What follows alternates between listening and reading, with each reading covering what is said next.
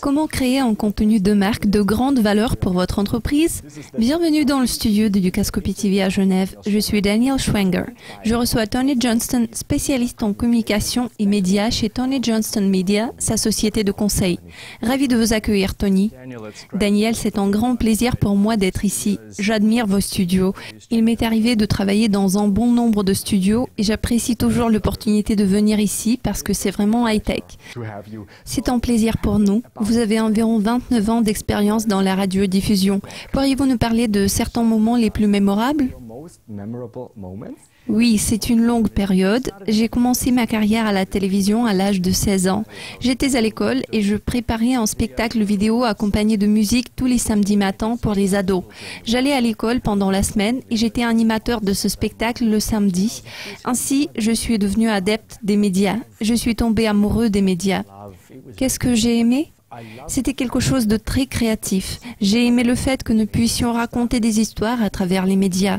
J'ai commencé sur une chaîne musicale et puis j'ai passé aux chaînes pour enfants. Ensuite, je m'occupais des projets télévisés comme questionnaires, style de vie et enfin j'ai passé aux actualités. Plus récemment, j'ai travaillé à Genève pour présenter la radio World Radio Switzerland en anglais destinée à la communauté internationale. Donc oui, 29 ans et j'ai toujours beaucoup de choses à apprendre. Avez-vous des souvenirs particuliers? Au fil des années, j'ai accumulé de nombreux souvenirs. J'ai passé une certaine période en voyageant à travers le monde avec une émission documentaire dédiée au voyage.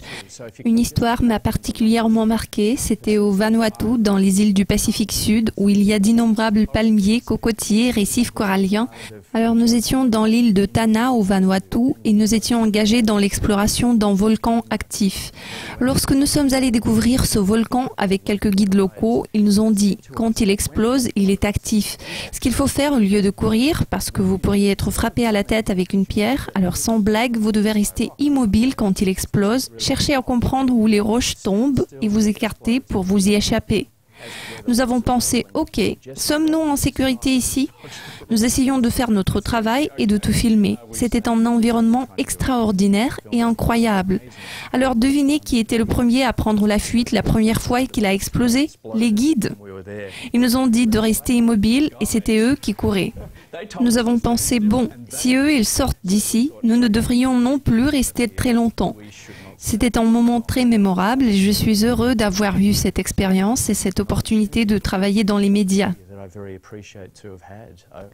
Alors c'était assez interactif et ça arrive souvent dans la radiodiffusion.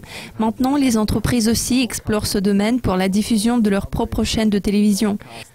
Alors, quelle valeur cela représente-t-il pour une entreprise qui cherche à lancer son propre réseau médiatique ou même une newsroom? Exactement. Auparavant, les entreprises étaient tributaires des réseaux de médias pour être en mesure d'exprimer leur message. La technologie a évolué par rapport à la technologie analogique. Quand j'ai commencé, nous devions faire des enregistrements sur bande. Et maintenant, à l'ère des médias numériques, les entreprises doivent être en mesure de créer leur propre contenu. Grâce aux plateformes de médias sociaux, elles peuvent créer leur propre contenu et le distribuer sur des plateformes de médias sociaux. Donc rien de nouveau. Il existe une tendance qui a gagné en popularité au cours des quelques dernières années. Les sociétés sont de plus en plus nombreuses à créer leur propre newsroom de médias sociaux, leur propre plateforme de contenu. Elles fournissent des mises à jour et tout leur contenu thématique sur ces plateformes. Ces informations sont généralement liées à la commercialisation et la communication, les marcoms. Ils y ajoutent la capacité de rédaction et prennent le contrôle. Daniel, l'avantage ici est que ces sociétés sont en mesure de dire ce qu'elles veulent, de la façon dont elles veulent le dire et quand elles le veulent. Auparavant, ces entreprises étaient dépendantes des émissions d'actualité ou des programmes d'information pour pouvoir présenter leur histoire. Il devait y avoir une interview, mais elles ne pouvaient pas présenter l'histoire de la façon dont elles voulaient le faire, c'est-à-dire de leur point de vue.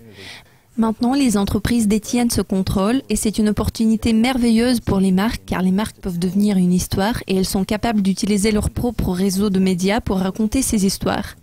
Comment peut-on créer un contenu de marque?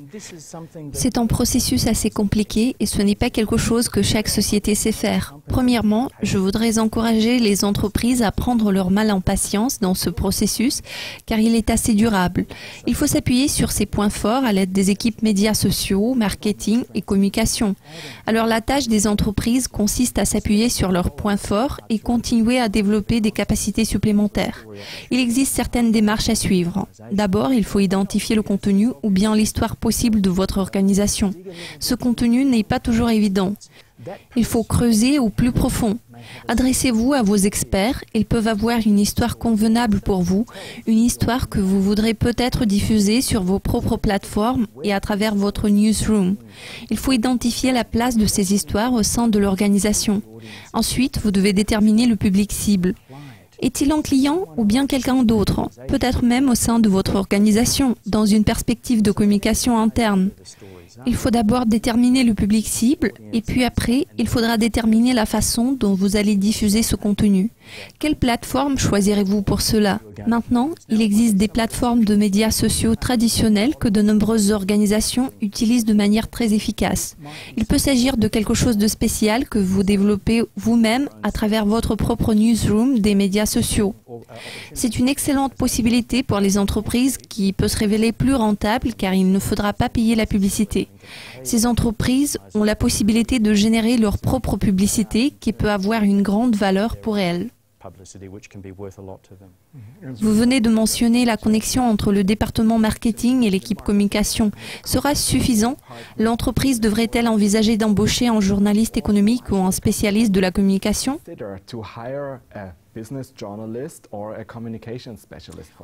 Je recommanderais certainement d'embaucher un journaliste ou un spécialiste de la communication.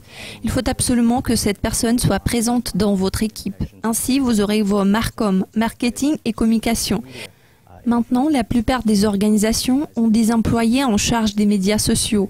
Je recommande de recruter un journaliste ou un spécialiste de la communication car ils ont une expérience nécessaire pour être en mesure de raconter ces histoires. Ils savent bien comment construire cette histoire. Ils savent comment assembler différents éléments en une histoire complète. Nombreuses sont les sociétés qui n'ont pas d'expérience requise. Ainsi, ça va aider à créer le contenu de meilleure qualité. Le fait d'embaucher une telle personne et de profiter de son expérience, car très souvent ces personnes viennent des médias, offre une expérience requise à votre organisation. L'organisation ne part pas de zéro. Cette tendance devient de plus en plus populaire de nos jours. Les organisations comme par exemple Coca-Cola ont lancé leur propre newsroom. Google, IBM, Red Bull ont fait la même chose. L'Organisation des Nations Unies à Genève a sa propre newsroom.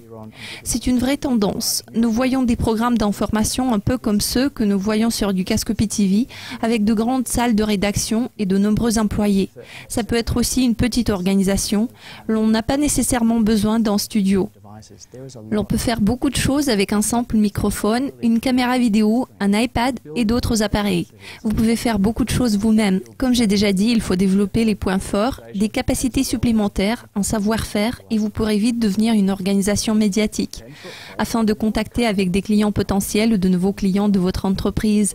Alors, votre société de conseil Tony Johnston Media aide beaucoup les entreprises. Tony, merci beaucoup de votre participation. C'était un plaisir. Merci de nous avoir suivis. Restez à l'affût de nos mises à jour régulières et interviews exclusives sur du Cascopi TV. À très bientôt.